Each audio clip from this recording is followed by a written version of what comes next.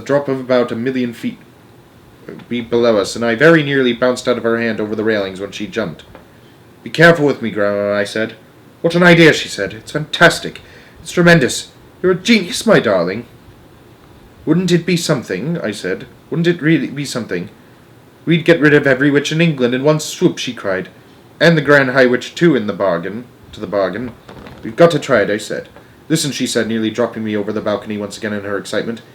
"If we brought this off, it would be the greatest triumph in the whole history of witchery." "You mean witchcraft?"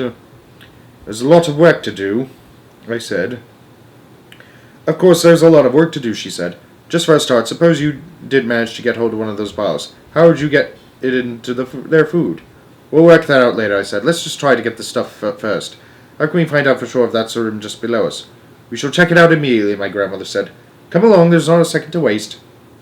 Carrying me in one hand, she went busting out of the bedroom and along the corridor, banging her stick on the carpet with each step she took. We went down the stairs, one flight to the 4th floor. The bedrooms on either side of the corridor had their numbers painted on the doors in gold.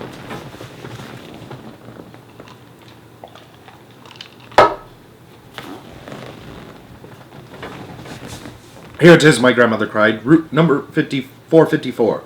She tried the door. It was locked, of course. She looked up and down the long, empty hotel corridor.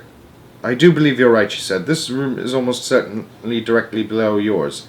She marched back along the corridor, counting the number of doors from the Grand High Witch's room to the staircase. There were 6. She climbed back up to the 5th floor and repeated the exercise. "She is directly below you," my grandmother cried out. "Her room is right below yours."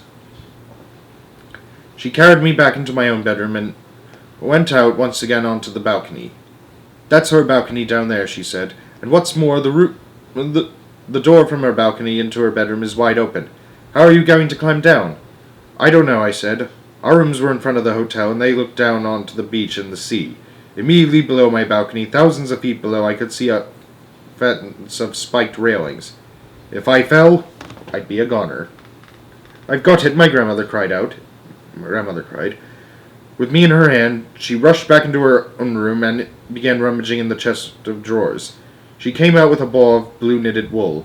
One end of it was attached to some needles and a half-finished sock she had been knitting for me.